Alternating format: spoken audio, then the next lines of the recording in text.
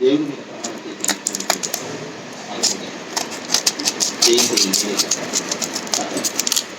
ఇప్పుడు నా పెళ్లి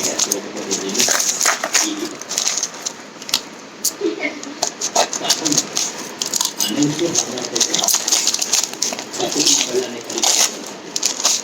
దేవుడి కనుక దేవుడు